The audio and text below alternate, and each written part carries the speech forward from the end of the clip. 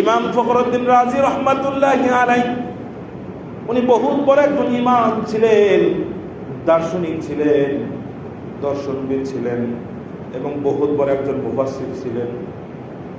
এত বড় মুফাসসির হওয়া সত্ত্বেও তিনি সূরা আসর নিয়ে টেনশন করতেছেন, চিন্তা করতেছেন যে ওয়াল আসর, আল্লাহ সময়ের কসম করলেন, এটার ব্যাখ্যাটা কি হতে পারে। ইমাম ফখরুদ্দিন রাজি রহমাতুল্লাহি আলাইহি উনি চিন্তা করতেছেন আর ঘুরতেছেন ফিরতেছেন, মাথায় ধরে না। ঘুরতে ঘুরতে দামেস্কের বাজারে চলে গেছেন। বাজারের মধ্যে একজন ব্যক্তি চিৎকার করে বলতেছেন, একজন বরফ বিক্রেতা, বরফ চিনেন তো সবাই, আইসক্রিম, বরফ বিক্রেতা, সে চিৎকার করে বলতেছে, ও তোমরা সকলে ওই ব্যক্তির উপরে রহম করো, ওই ব্যক্তির উপরে রহম করো যার আসল পণ্য, আসল জিনিস, আসল সম্পদ যার শেষ হয়ে যাইতেছে। ইরহামু আলা মান ইয়াদুবু রাসাহু মালা রাসাহু, তোমরা সকলে ওই ব্যক্তির উপরে রহম করো যে ব্যক্তির তার মূলধন নষ্ট হয়ে যাচ্ছে, তার উপরে তোমরা কি করো, দয়া করো। ফখরুদ্দিন রাজি রহমাতুল্লাহি আলাইহির কাছে গেলেন, দেখলেন ওই ব্যক্তি বরফ বিক্রি করছে আর বরফগুলো আস্তে আস্তে গলে যাইতেছে। ইমাম ফখরুদ্দিন রাজি তিনি চিন্তা করে দেখলেন, সত্যি তো এই ব্যক্তির এই বরফগুলো যদি নির্ধারিত সময় বিক্রি না হয় তাহলে সে কোনো টাকা তো নিতে পারবে না, আবার এইটা আগামীকাল বিক্রি করবে বা পরের বাজারে ওঠাবে এটারও সুযোগ নাই, কারণ এই বরফগুলো গলা শুরু করছে, গলতে গলতে তার আসল পুঁজিও তার শেষ হয়ে যাইতেছে।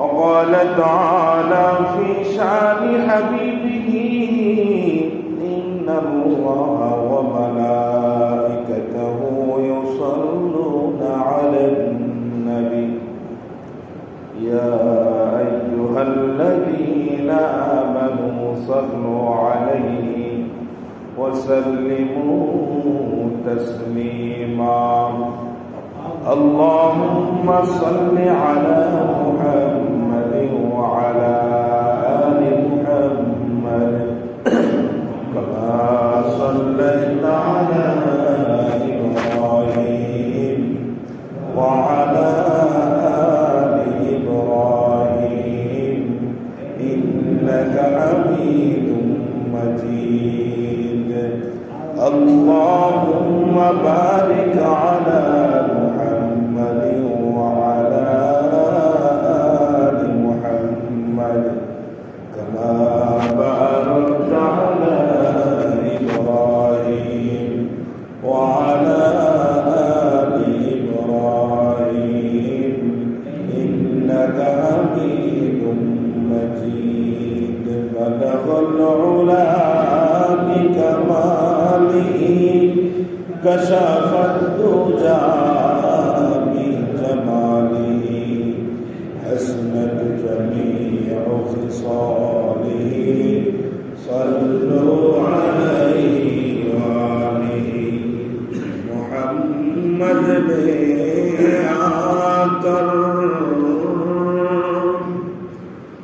محمد ने आकर कुफर को मिटाया, कुफर को मिटाकर सदाकत को बताया। बलगल उला बिकमालिही कशफत दुजा बिजमालिही हसनत जमीउ खिसालिही सल्लु अलैहि वालिही ला इलाहा इल्लल्लाह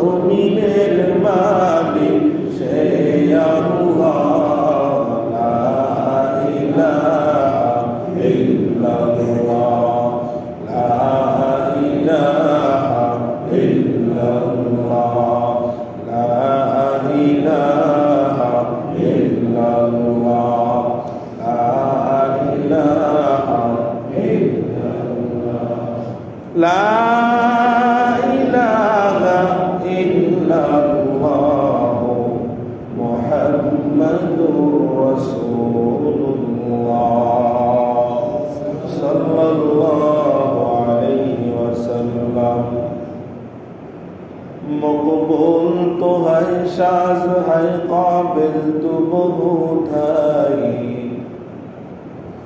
मकबूल तो है शाज़ है काबिल तो बहुत है ना के बलिंदे तो नहीं दिल तो बहुत है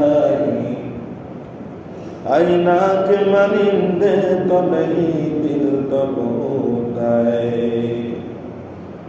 उल्फत में बराबर हो वफा हो के जफा हो, हर चीज में लज़्ज़त हो अगर दिल में मज़ा हो, हर चीज में लज़्ज़त हो अगर दिल में मज़ा हो। दुनिया में हो दुनिया का तलबकार नहीं हो, बाजार से गुजर हो खरीदार नहीं हो, बाजार से गुजर हो खरीदार नहीं हो। আল্লাহ পাক রব্বুল আলামিন সর্বপ্রথম এই সূরার শুরুতেই বলতেছেন ওয়াল আস, সময়ের কসম। গত জুমায় বলেছিলাম ওয়াল আস, সময়ের কসম, এটার তিনটা ব্যাখ্যা বলেছিলাম। সময় বলতে আসরের নামাজের কসম খেয়ে বলতেছেন, অথবা তো ওয়াক্তে আসর, আসরের সময়ের কসম, অথবা তো মুতলাক সময়, ব্যাপক যে কোনো সময় আল্লাহ তাআলার সময়ের কসম খেয়ে বলতেছেন। কসম যেটা মূল্যবান জিনিস, দামি জিনিস, এমন জিনিসেরই আমরা কসম খেয়ে থাকি। আল্লাহ পাক রব্বুল আলামিনের নামেই কেবলমাত্র কসম করা যায় যদি প্রয়োজন হয়, নিষ্প্রয়োজনে কসম করা উচিত নয়। জায়েজ কোনো কাজ না করার কসম করলে ওই কসম ভঙ্গ করা জরুরি এবং কাফারাও দেওয়া জরুরি। কেউ বললো বাবার সাথে আর কথা বলবো না, স্ত্রীর সাথে কথা বলবো না, কসম খেয়ে বললো, এই কসম ভঙ্গ করে কাফারা দেওয়া জরুরি। তো আল্লাহ পাক রব্বুল আলামিন যে কসম করলেন, সময়ের কসম, বোঝা যায় এই সময় খুব দামি একটা সম্পদ, দামি একটা জিনিস। সময় নিয়ে যদি কেউ চিন্তা করি, সময় নিয়ে যদি কেউ ফিকির করি, কোনো ব্যক্তি যদি তার জীবনের অতিবাহিত সময় নিয়ে যদি কেউ চিন্তা করে, ভবিষ্যতে সে কী করবে এই বিষয় নিয়ে যদি চিন্তা করে, বর্তমান সময় সে কী করছে, এই তিনটা সময় নিয়ে যদি কেউ চিন্তা করে তো ওই ব্যক্তি সফলকাম হয়ে যায়। সুবহানাল্লাহ। সময় তো তিন ধরনের। সময় কয় ধরনের ভাই? সময় তিন ধরনের। বলেন সময় কয় ধরনের? তিন ধরনের। একটা হলো অতীতকাল, যেটা আপনার জীবন থেকে চলে গেছে। এই জীবন কি আর ফিরে আসবে বলেন? গুজশতা জমানা ফেরাতা নেহি, ये इबरत की जाए तमाशा नहीं। আশরাফ আলী থানভী রহমতুল্লাহ আলাইহি বলছেন, গুজশতা জমানা ফেরাতা নেহি, যে জমানা মানুষের জীবন থেকে বিদায় হয়ে চলে যায়, ওই জীবনের ওই মূল্যবান সময় সেটা আর কখনো কোনোদিনই ফিরে আসে বলেন?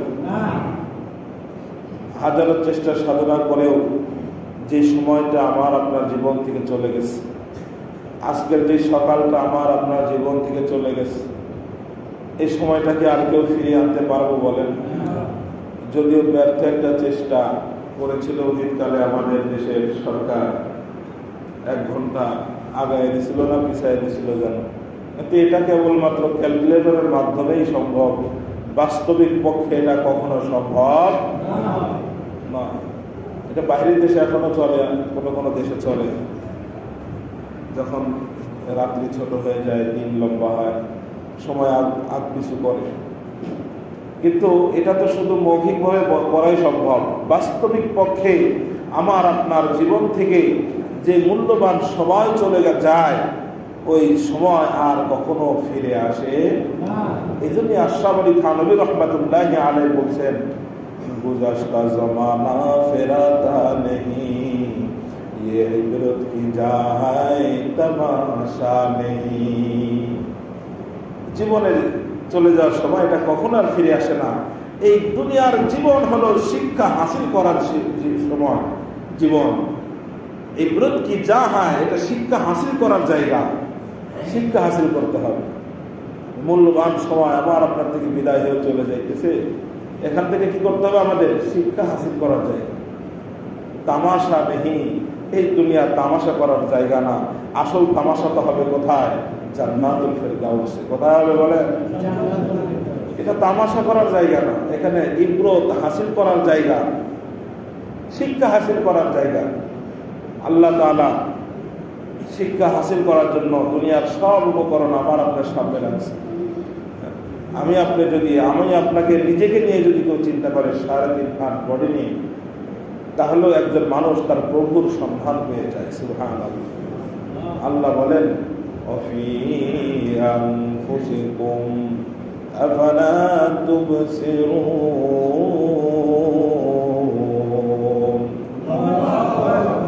আল্লাহ পাক রব্বুল আলামিন বলেন, বান্দা আমি আল্লাহ তোমার ভিতরেই আছি। আফালা তুবসিরুন, তুমি কি দেখো না? अजर में शजर में तेरी रंग वो है, जिधर देखता है उधर तू ही तू है। এই জন্যই তো আপনার কত আশিক যেদিকে তাকায় শুধু রবকে পায়, আল্লাহ পাক রব্বুল আলামিনকে পায়। পাথরের দিকে তাকাইলেও আল্লাহ পাক রব্বুল আলামিনের সন্ধান পেয়ে যায়, গাছের দিকে তাকাইলেও আল্লাহ পাক রব্বুল আলামিনের সন্ধান পেয়ে যায়। যেদিকে তাকায় আল্লাহ পাক রব্বুল আলামিনের সমস্ত সৃষ্টি, যেদিকেই তাকায় সেদিকে আল্লাহ পাক রব্বুল আলামিনের পরিচয় পেয়ে যায়। সুবহানাল্লাহ। আল্লাহর পরিচয় পাওয়ার জন্য দূরে নয়, নিজেকে নিয়ে চিন্তা করেন, নিজেকে নিয়ে গবেষণা করেন। কেউ যদি নিজেকে নিয়ে চিন্তা করে, ওই ব্যক্তি আল্লাহ পাক রব্বুল আলামিনের পরিচয় পেয়ে যাবে। সুবহানাল্লাহ। আল্লাহ রাব্বুল আলামিন নিজের থেকে, নিজের শরীরের থেকে শিক্ষা হাসিল করার ব্যবস্থা করে দিয়েছেন। আল্লাহ পাক রব্বুল আলামিন শরীরের শক্তির পতন ঘটায়। শরীরের শক্তির মানুষের সব সময় একরকম থাকে না, থাকে নাকি বলেন? শিশুকালে একরকম শক্তি, জোয়ানকালে আর এক রকম শক্তি, আবার বৃদ্ধকালে আল্লাহ পাক রব্বুল আলামিন আবার সেই শিশুকালের মতো করে দেয়, নিজের কাজটা নিজে ঠিক মতো করতে পারে। আল্লাহ পাক রব্বুল আলামিন শরীরের শক্তির পতন ঘটায় দেয়। শুনে নাও, তোমার শরীরের শক্তির তখন যেরকম ভাবে এক সময় ছিল, এটা কিন্তু সব সময় একরকম থাকবে না। এটা যেরকম ভাবে তোমার শরীরের শক্তির পতন হয়ে যাইতেছে, ওইখান থেকে তুমি ইবরত হাসিল করো, শিক্ষা হাসিল করো। এখান থেকে তুমি শিক্ষা হাসিল করো। জীবনের প্রদীপ নিভে যেতে আর বেশি সময় বাকি নাই। জীবনের প্রদীপ নিভে যেতে আর কি নাই, বেশি সময় বাকি না। আল্লাহ পাক রব্বুল আলামিন মানুষের চুলের থেকে শিক্ষা হাসিল করার ব্যবস্থা করে দিলেন। মানুষের চুল সবসময় কিন্তু সাদা থাকে না, হয়তো কয়েকজন হাতে গোনা 2-1 এরকম থাকে যে অসুস্থতার জনিত কারণে, রোগের কারণে চুল পেকে যায়, সেটা তো ভিন্ন কথা। কিন্তু স্বাভাবিকভাবে মানুষের যখন বয়স আস্তে আস্তে বৃদ্ধি পায়, চুল পেকে সাদা হয়ে যায়, ঠিক কিনা বলেন? এখান থেকে আল্লাহ পাক রব্বুল আলামিন শিক্ষা হাসিল করার ব্যবস্থা করে দিলেন। ও বান্দা, তোমার চুল কত সুন্দর ঘন কালো ছিল, কত সুন্দর ঘন কালো ছিল, কত প্রেমাস্পদ, তার কত প্রেমিক তার প্রেমাস্পদকে নিয়ে খুবই চুলের কবিতা গাইছে, চুলের কবিতা রচনা করেছে। অমুকলাকাতান ওয়া হাজিবান মুসাজ্জাজান ওয়া ফাহিমান মুরসিনান মুসাররাজান। প্রেমাস্পদ তার প্রেমের প্রেমিক তার প্রেমাস্পদের প্রশংসা করছে চুল নিয়া, কি নিয়া? চুল নিয়া, গরু নিয়া, নাক নিয়া সুন্দর সুন্দর প্রশংসা করে। কিন্তু আল্লাহ পাক রব্বুল আলামিন এই চুলগুলো বয়সের এক সময় চুলগুলো আস্তে আস্তে পাকন ধরায় পাকতে থাকে। এখান থেকে কেমন যেন আল্লাহ পাক রব্বুল আলামিন আমাকে আপনাকে মেসেজ দিচ্ছে, ও বান্দা, এই যে তোমার চুল এক সময় কালো ছিল, এই চুলগুলো সাদা হয়ে গেছে, এই চুল আর কখনো কোনোদিন কালো হবে না। এই চুল আর কালো হবে না, বোঝা যায় চুলের মৃত্যু হওয়া শুরু হয়ে গেছে। ঠিক তদ্রুপ ভাবে তোমার জীবনের সময় ঘনিয়ে আসতেছে, তোমার জীবনের সময় শেষ হয়ে আসতেছে। এইখান থেকে তুমি শিক্ষা হাসিল করে নিজের জীবনকে দামি বানাও। নিজের জীবন তো তখনই দামি হবে যখন ওই হায়াতের মধ্যে আমল সংযুক্ত হবে, আমল। এই জন্য আল্লাহ পাক রব্বুল আলামিন সময়ের কসম করে বলতেছেন ওয়াল আসর, সময়ের কসম। কিসের কসম? সময়ের কসম। যেই সময় মানুষের জীবন থেকে ফিরে যায়, চলে যায়, ওই সময় আর কখনো মানুষের জীবনে ফেরত আসে না। আল্লাহ পাক রব্বুল আলামিন গাছের পাতা থেকে শিক্ষা হাসিল করার ব্যবস্থা করে দিলেন। গাছের পাতা সবুজ থাকতে কিন্তু ঠাস করে গাছ থেকে খসে পড়ে না। ওই গাছের পাতা গাছ থেকে পড়ার আগে পাকা ধরা শুরু করে, পাকে হলুদ হয়ে যায়। এরপরে বাতাসে সেই উপর থেকে গাছের পাতাটা নিচে ঝরে পড়ে। এই পাতাটা যে ঝরে পড়ে কার ইশারায় পড়ে? আল্লাহ রাব্বুল আলামিনের হুকুমে পড়ে। আল্লাহ রাব্বুল আলামিন দেখা দিলেন, দেখো পাতাটা কিন্তু এমনি ঠাস করে পড়ে নাই, পাতার বয়স হয়েছে, পাকছে, এরপরে গাছ থেকে খুলে পড়ছে। তোমার জীবনের মূল্যবান সময় তোমার জীবন থেকে চলে যায়, তোমার জীবন থেকে তোমার হায়াতটা চলে যাইতেছে। মূল্যবান সময় তোমার হায়াত থেকে যেভাবে বের হয়ে যাইতেছে, আস্তে আস্তে তোমার শরীরের ত্বক কমে যায়, তোমার মাথার চুলগুলো পেকে যায়, শরীরের যেই নখ যেটা মৃত্যুবরণ করে ওটা কিন্তু আর কি হয় না, জীবিত। অনেক সময় বয়স মানুষের দেখবেন নখগুলো এরকম সাদা, হ্যাঁ, এরকম সুন্দর চকচকা থাকে না, নখগুলো এক সময় কি হয়ে যায়, কালো হয়ে যায়, মরে যায়। বলে কি হয়েছে? নখ এটা মরে গেছে, নখ এটা কি হয়ে গেছে, মরে গেছে। তো এখান থেকেও তো শিক্ষা যে আস্তে আস্তে শরীরের অঙ্গ প্রত্যঙ্গের বিভিন্ন অংশ মৃত্যু দিতে দিতে এক সময় আল্লাহ পাক রব্বুল আলামিন তোমার মৃত্যুটাও দিয়ে দিবেন, ঠিক কিনা বলে? এই জন্য আল্লাহ পাক রব্বুল আলামিন সময়ের কসম করে বলতেছেন ওয়াল আসর, সময়ের কসম, সময়ের কসম। এই সময়কে নিয়ে আমরা গবেষণা করতে হবে। সময় কয় ধরনের? 3 ধরনের। একটা হলো অতীতকাল, জীবনের সময় থেকে যেটা বের হয়ে চলে গেছে, জীবন থেকে তোমার যে সময় চলে গেছে, ওই কালকে নিয়ে যদি কেউ গবেষণা করে যে আমার অতীত জীবন সফলতার ছিল না ব্যর্থতার ছিল, যদি সফলতার থেকে থাকে সফলতা কিভাবে ধরে রাখা যায়, আগামী ভবিষ্যতে সেটা চিন্তা করতে হবে, ঠিক কিনা বলেন? আর যদি অতীতকালে নিজের কোনো বিফলতা থাকে, নিজে যদি অকৃতকার্য হয়ে থাকে, জীবনের কোনো একটা সিদ্ধান্তের মধ্যে যদি কোনো ব্যক্তি পিছিয়ে থাকে, তাহলে চিন্তা করতে হবে আমার তো ওই বিষয়ের মধ্যে কমি কামা, আমার তো ওই বিষয়ের মধ্যে সমস্যা, আমাকে সামনে আরো চিন্তা করতে হবে কিভাবে আমার পিছনের ঘটে যাওয়া ভুলগুলো যেন সামনে আর না হয়, সেদিকে আমাকে সতর্ক থাকতে হবে, ঠিক কিনা বলেন? নিজের পিছনের জীবনে কত নামাজ ছুটে গেছে, কত নামাজ আমার আপনার কাজা হয়ে গেছে, এটা নিয়ে যদি আমি চিন্তা করি, আহারে আকায়ে নামদার তাজদারে মদিনা বিশ্বনবী জনাবে মুহাম্মদুর রাসূলুল্লাহ সাল্লাল্লাহু আলাইহি ওয়াসাল্লাম উনি বলে গেছেন যে বেনামাজির কবরে এক ওয়াক্ত নামাজ যদি কোনো ব্যক্তি বিনা ওযুরে, বিনা প্রয়োজনে, শরীরে কোনো ওযুর সমস্যা ছাড়া এক ওয়াক্তের নামাজ যদি অন্য ওয়াক্তে পড়ে, তাহলে তাকে 2,88,00,000 বছর জাহান্নামের আগুনে জ্বলতে হবে। কথার মধ্যে কোনো সন্দেহ আছে নাকি? সন্দেহ আছে বলেন? আল্লাহ রাসূল বলছেন বেনামাজির কবরে 70 থেকে 99টা সাপ নিযুক্ত করে দেওয়া হবে, দংশন করতে থাকবে। এই কথাটা যদি মনে প্রাণে আমরা বিশ্বাস করেই থাকতাম, তাহলে কি আমরা নামাজ তরক করতে পারতাম নাকি বলেন? নামাজ ছাড়তে পারতাম? এক রাসেল ভাইপারের কথা শুনে সব মানুষ আতঙ্কিত, ঠিক কিনা বলেন? হ্যাঁ, রাসেল ভাইপার একটা সরকারের নাম, এটা শুনে মানুষ সব আতঙ্কিত। সত্য মিথ্যা তো আরো পরের বিষয়, জুমলায় কবরিয়া, এটা সত্য হইতে পারে, মিথ্যাও হতে পারে, এটা নিয়ে এত আতঙ্কিত।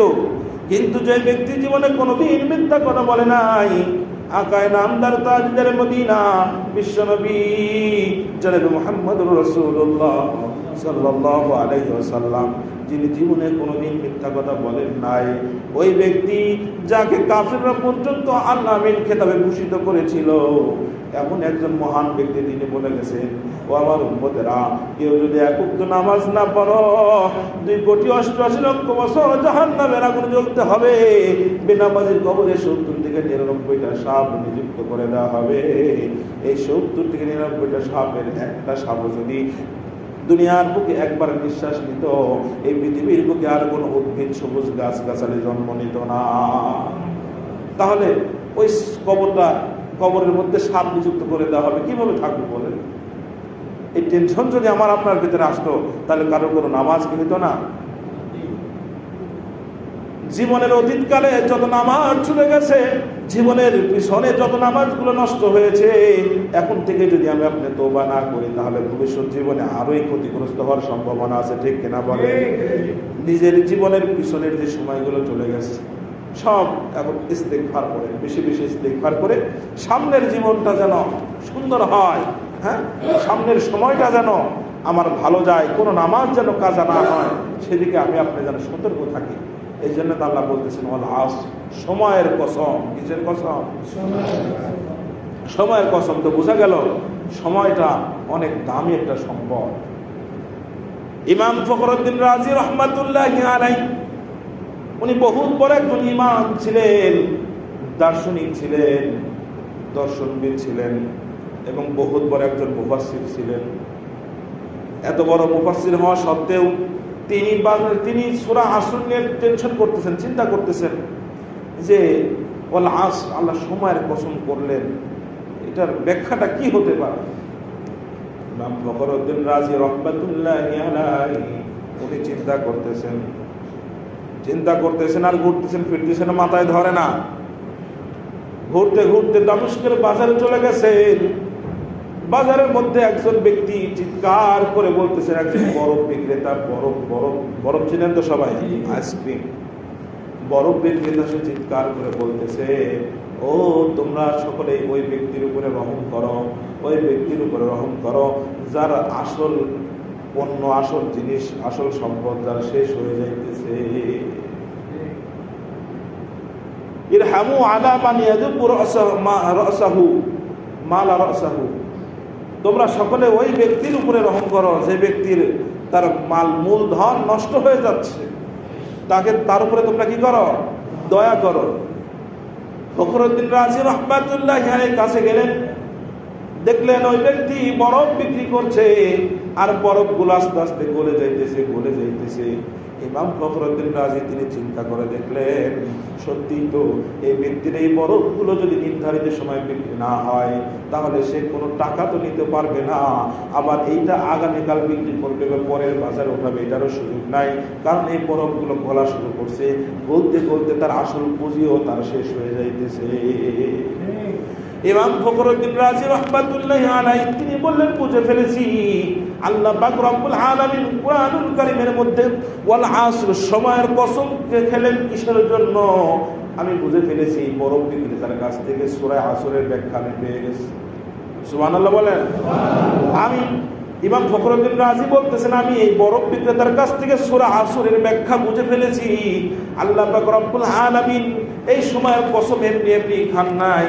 আল্লাহ পাক রব্বুল আলামিন সূরা আসরের কসম এই জন্য খেয়েছেন, যেটা মানুষের জীবনের বড় একটা সম্পদ, কিন্তু এই সম্পদ নিজের ইচ্ছায় বসে থাকে না। এই সম্পদ এমন একটা দামি সম্পদ, কোনো ব্যক্তি যদি সুখে থাকে তারপরে ওই সম্পদ তার শেষ হয়ে যাবে, কোনো ব্যক্তি যদি দুঃখে থাকে তারপরে ওই সম্পদ তার শেষ হয়ে যাবে, কোনো ব্যক্তি যদি ভালোভাবে চলাফেরা করেন তাহলে ওই সম্পদ শেষ হয়ে যাবে, কোনো ব্যক্তি যদি গুনাহের মধ্যে লিপ্ত থাকে তারপরে ওই সম্পদ চলেই যাবে, ঠিক কিনা বলেন? এই দামি সম্পদ, দামি সময়, এই সময়ের মধ্যে যদি কোনো ব্যক্তি নেক আমল করতে পারে, ভালো আমল করতে পারে, তাহলে দুনিয়াতেও শান্তি আর আখিরাতেও আবাদুল আবাদ, তার জন্য শান্তির ব্যবস্থা আল্লাহ তাআলা করে রেখে দিয়েছে। यहाँ हम सब मुसाफिर हैं, वही आखिर ठिकाना, कोई आगे रवाना है, कोई पीछे रवाना। আল্লাহ তাআলা সময়ের কসম খাইলেন, ও মানুষ, সময়ের ব্যাপারে সচেতন হও, সময়ের ব্যাপারে যত্নবান হও, কারণ এই দুনিয়ায় চিরকাল তুমি থাকতে পারবা না, এই দুনিয়া থেকে তোমাকে একদিন ঠিকই চলে যেতে হবে। আকাশে ঘুরি বলে না তোর হাতে আর ধরা দিব না, কিন্তু যখন সন্ধ্যা ঘনিয়ে আসে, ওই নাটাইগুলো যখন গুছাইতে থাকে, ঠিকই ওই ঘড়িওয়ালার হাতে ঘড়ি তার হাতে চলে আসে। আমি আপনি সময়ের ব্যবধানে জৈবনের তাগিদে মনে করতেছি আমি বড় তাগদা জোয়ান, আমার কিছু হবে না, আমার কিছু হবে না। নিজের ইচ্ছায় নিজের মন করা মতো ক্লাবের ভিতরে বসে বসে সময় নষ্ট করি, লুডো খেলায় বসে বসে সময় নষ্ট করি। আল্লাহর ঘর মসজিদের থেকে যদি কোনো তাবলীগের জামাত, আজকে তো শুক্রবার, কাস্টের সময় যদি দাওয়াত নিয়ে তাদের কাছে বের হয়, তাহলে তারা মনে করে এটা পুলিশ আসতেছে, পুলিশ পালানো শুরু করে। ও ভাই, এটা তো নূহ আলাইহিস সালাতু ওয়াস সালামের সম্প্রদায়ের অবস্থা। নূহ আলাইহিস সালাতু ওয়াস সালাম যখনই কোনো দাওয়াত নিয়ে যাইতেন, কওমের লোকেরা এদিক সেদিক চলে যাইতো, আবার কানের মধ্যে হাত ঢুকায় রাখতো, যাতে করে আল্লাহ আল্লাহ রাসূলের বাণী তারা শুনতে না পায়। এই চারিত্রিক অবক্ষয় আমাদের মধ্যে চলে আসছে, অধঃপতন আমাদের মধ্যে চলে আসছে। আমাদের ভাইরা অনেকে এরকম করতেছে। ও ভাইয়া, দোস্ত, বুজুর্গ, নামাজটা তো ধরতে হবে, সময়ের হেফাজত তো করতে হবে। কি বলেন? সময়ের হেফাজত করতে হবে না? এই পৃথিবীতে কেউ চিরস্থায়ী না, সবাইকে চলে যেতেই হবে। ইহা হাম সব মুসাফির হাই, এখানে আমরা সকলে মুসাফির। কি বলেন? ইহা হাম সব মুসাফির হাই, ওহি আখের ঠিকানা। কবরটাই হলো আমাদের আসল ঠিকানা, কবরটাই হলো আমাদের আসল ঠিকানা। ওসমান রাদিয়াল্লাহু তাআলা আনহু, যিনি জলিল কদর সাহাবীদের মধ্যে একজন, দুনিয়া থাকতেই যিনি সুসংবাদ প্রাপ্ত, জান্নাতি সুসংবাদ প্রাপ্ত, যিনারা মসজিদে নববীর চেরাগ ছিলেন। চেরাগে মসজিদ ও মেহরাব ও মেম্বার, আবু বকর, ওমর, ওসমান, হায়দার, যিনারা এত দামি ব্যক্তি ছিলেন, মসজিদে নববীর চেরাগ ছিলেন ইনারা। এত বড় জলিল কদর সাহাবী ওসমান রাদিয়াল্লাহু তাআলা আনহু, তিনি এরকম ভাবে আল্লাহ পাক, তিনি কবরের সামনে গিয়ে আল্লাহর ভয়ে এত কাঁদতেন যে তার আল্লাহর ভয়ে তার চোখ দিয়ে এত পানি বের হইতো যে দাড়ি মোবারক পুরা ভিজে যাইত। জিজ্ঞাসা করা হইল, আপনি এত কাঁদতেন কেন? আপনার সামনে জাহান্নামের আলোচনা করা হয়, আপনি এত কাঁদতেন না, কিন্তু কবরের সামনে আসলে আপনি এত কাঁদতেন, ব্যাপারটা কি? ওসমান রাদিয়াল্লাহু তাআলা বলেন, ও সাহাবীরা, এটাই হলো প্রথম ঘাঁটি। এই কবরে যদি কেউ ধরা খেয়ে যায়, তাহলে জান্নাতের পরকালের যে কয়টা স্টেপ আছে, যে কয়টা ঘাঁটি আছে, প্রত্যেকটা ঘাঁটি তার জন্য মরণফাঁদ হবে, বিপজ্জনক হবে। আর কোনো ব্যক্তি যদি কবর থেকে নাজাত পেয়ে যায়, নিষ্কৃতি পেয়ে যায়, তাহলে পরবর্তী সবকটা ঘাঁটি তার জন্য আসান হয়ে যাবে। এই জন্য কবরকে সুন্দর করার দরকার আছে না নাই? কবরকে সুন্দর করতে হলে সময়ের হেফাজত করতে হবে। কি করতে হবে? সময়ের হেফাজত মানে হলো রাত 3টা বাজে ওইটা কোপা আমেরিকা দেখতে হবে, ক্রিকেট খেলা দেখতে হবে, সময়ের হেফাজত নাকি বলেন? হ্যাঁ, এগুলো হলো সময়ের হেফাজত হবে নাকি? ক্রিকেট খেলে আমার যুবক ভাইরা বাজি ধরে, অনেকে বাজি, দুইজনে বাজি ধরে। আমি তো ক্রিকেট খেলা বুঝিও না, বাজি ধরে অমুক দল জিতলে অমুক দল যদি হারে তাহলে কত কি, এরকম একটা বাজি ধরে। এটা হলো বাজি, জুয়া। এটা হলো কি বলেন? বর্তমানে এই জুয়াটা, এই জুয়া মনে করা হচ্ছে না এটাকে, মানে এটা একটা খেলা দেখতেছি। আমি একজন দর্শক। আমার ভাই, দোস্ত, বুজুর্গ, আমাদের মধ্যে সবাই না, কিছু যুবক আছে, এটা খুব আস্তে আস্তে আমাদের এলাকার মধ্যে খুব ভয়াবহ আকার ধারণ করতেছে। এগুলো যদি কেউ দেখেন, বারণ করবেন। হ্যাঁ, এই জুয়া খেলা দেখতেছেন এক কথা, এক গুনাহ। আবার বাজি ধরে লটারি, এই জুয়া খেললে কি হইতেছে? আর এক গুনাহ হইতেছে। এগুলোর থেকে বিরত থাকার দরকার আছে না নাই? যদি সময়ের সাথে আপনার গুনাহ যোগ হয়, তাহলে কিন্তু সময় ঠিকই সামনের দিকে অগ্রসর হবে, আপনার পিছনে ফিরে যাওয়ার কোনো সময় নাই। গুজাশতা জমানা ফেরাতা নেহি, ইয়ে ইবরত কি যা হায় তামাশা নেহি। জীবনের চলে যাওয়ার সময় আর কখনো ফেরত আসবে না। এই জন্য ভাই, দোস্ত, বুজুর্গ, সাহাবাদের মধ্যে খুব ভয় কাজ করতো যে আমার সময়টা কিভাবে পার হইতেছে। হাদিস শরীফের মধ্যে হযরত আব্দুল্লাহ ইবনে মাসউদ রাদিয়াল্লাহু তাআলা আনহু, তিনি বলেছিলেন, সাহাবায়ে কেরাম রাদিয়াল্লাহু আনহুম ওনারা কখনো দুইজন আলাদা হইতেন না, যতক্ষণ পর্যন্ত একজন আরেকজনকে সূরাতুল আসর না শোনাইতে। সাহাবায়ে কেরামগণ দুইজন একসাথে হইলে বিদায় হওয়ার আগে আগে কি শোনাইতেন? ওয়াল আসর ইন্নাল ইনসানা লাফি খুসর ইল্লাল্লাযীনা আমানু ওয়া আমিলুস সালিহাতি ওয়া তাওয়াসাউ বিল হক ওয়া তাওয়াসাউ বিস সাবর। এজন্য ভাই দোস্ত বুজুর্গ, আমাদের সকলের সময়ের ব্যাপারে মূল্য যত্নবান হব, সময়কে দামি বানানোর চেষ্টা করব। সময় দামি হবে কিভাবে? যদি আমলে সলেহাত সংযুক্ত হয়। আর সময় বেদামি হবে কিভাবে? সময়ের মধ্যে যদি গুনাহ সম্পৃক্ত হয়। এই জন্য ভাই চলে যাওয়ার সময়কে নিয়ে সবসময় চিন্তা করবেন, আজকে আমি সারাদিনে কয়টা গুনাহ করলাম, কয়টা নেকির কাজ করলাম। কুওয়াতান কি নাদানি বদমাগুন বরজুদে খুদ সে তুম বেহদ মাগো। যদি ফরিদুদ্দিন আত্তার রহমাতুল্লাহি আলাইহি উনি বান্দ নামা একটা কিতাব আছে, নসিহতের কিতাব একটা, ওই কিতাবের মধ্যে উনি বলতেছেন কুওয়াতান কি নাদারি বদমাগুন, তুমি যদি ভালো কাজ করতে না পারো, নেকের কাজ করতে নাও পারো, বদমাকুন খারাপ কাজ করিও না। আপনি নামাজ পড়তে পারেন না, এ তো অনেক বড় গুনাহের কাজ। নামাজও পড়তেছেন, আবার বড় বড় ক্রাইমের সাথে আপনি সম্পৃক্ত। প্রত্যেকে ভাই নিজের খবর নিজে নেই যে আমি কত বড় অপরাধের সাথে জড়িত। অনেক অপরাধকে অপরাধ না মনে করা এটা সব থেকে বড় গুনাহ। গুনাহকে গুনাহ না মনে করা এটা আর এক গুনাহ। কথা বোঝা আসছে নাকি ভাই? এই জন্য ভাই দোস্ত বুজুর্গ, নিজের প্রত্যেকে যদি আমরা প্রত্যেকে সংশোধন হয়ে যায়, প্রত্যেকে যদি আমরা ঠিক হয়ে যায় যে আমার চলাফেরা আমার পরবর্তী প্রজন্মের জন্য আদর্শ, এটা যদি আমরা প্রত্যেকে চিন্তা করি, তাহলে চলাফেরার ক্ষেত্রে অবশ্যই হুঁশিয়ারি অবলম্বন করতে হবে। ঠিক নাকি ভাই?